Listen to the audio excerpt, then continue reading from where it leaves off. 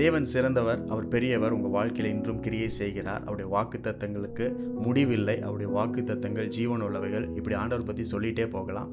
இந்த நாளிலும் இப்பேற்பட்ட பெரிய தேவன் உங்கள் வாழ்க்கையில் இருக்கிறார் அப்படின்றத மட்டும் நம்ம புரிந்து கொள்ளணும். ஏசாயா 40ஆம் அதிகாரம் 28வது வசனத்தில் இப்படி இருக்கு: பூமியின் கடையாந்தரங்களை சிருஷ்டித்த கர்த்தராகிய அநாதி தேவன் சோர்ந்து போவதும் இல்லை, இளைப்படைவதும் இல்லை.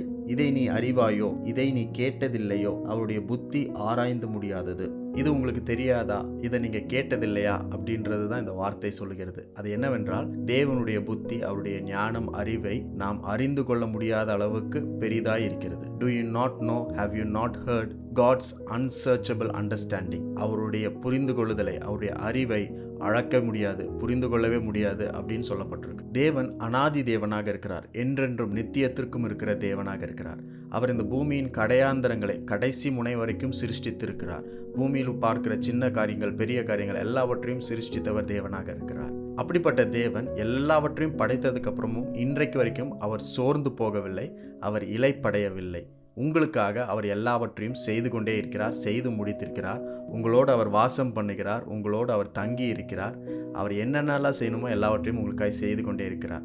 ஒருவேளை நம்ம யோசிக்கலாம், ஆண்டவர் எல்லாவற்றையும் படைத்திருக்கிறார், சிருஷ்டித்திருக்கிறார், பெரிய காரியங்கள் எல்லாம் படைத்திருக்கிறார், செய்திருக்கிறார். அவர் ஒருவேளை இன்றைக்கு நம்முடைய காரியம் வரும்பொழுது ஒருவேளை சோர்ந்து போயிட்டாரோ, இளைப்படைந்துட்டாரோ, நம்மளுக்கு மட்டும் செய்ய மாட்டேங்கிறாரோ அப்படின்ற எண்ணம், யோசனை நம்மளுக்கு வந்து கொண்டே இருக்கும்.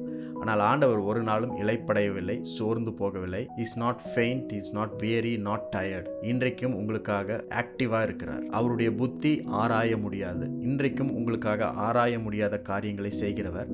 அவர் வேற எங்கேயும் இல்லை, உங்களோடு கூட தான் இருக்கிறார். அதனால் உங்கள் வாழ்க்கையில் பெரிய சேலஞ்சஸ் இருக்கலாம், பெரிய காரியங்களை அச்சீவ் பண்ணணும், எப்படி இதை சாதிக்க போகிறோம், அந்தளவுக்கு புத்தி நம்மளுக்கு இல்லை அப்படின்னு நீங்கள் யோசிக்கலாம். பட் உங்களுடைய புத்தி, அறிவை வச்சு ஆண்டவர் எதுவும் செய்கிறது கிடையாது. அவருடைய அறிவு, ஞானம், புத்தி எல்லாவற்றையும் பயன்படுத்தி உங்களுக்காக நீங்கள் எண்ண முடியாத, சாதிக்க முடியாத, அச்சீவ் பண்ண முடியாத காரியங்களை உங்கள் வாழ்க்கையில் உங்களுக்கு கொடுக்கிறார். அவர் உங்களோடு தான் இருக்கிறார், வேறு எங்கேயும் கிடையாது. அவர் சோர்ந்து போகவில்லை, அவர் டயர்டாகலை, இளைப்படையில். இன்றைக்கும் உங்களுக்காக செயல்பட்டு கொண்டே இருக்கிறார். அந்த தேவனை நீங்கள் பிடித்து கொள்ளுங்கள். அந்த வாக்குத்தத்தமாகிய கர்த்தரை நீங்கள் உங்கள் வாழ்க்கையில் நம்பிக்கையாக வச்சிருங்க. அவரால் செய்யக்கூடாத காரியம் ஒன்றுமில்லை. உங்களுக்காக சிறந்த காரியங்களை செய்கிற தேவன் இன்றும் உயிருள்ளவராக உங்களுக்காக செய்து கொண்டே இருக்கிறார். அதற்காக ஆண்டவருக்கு நன்றி செலுத்துங்க.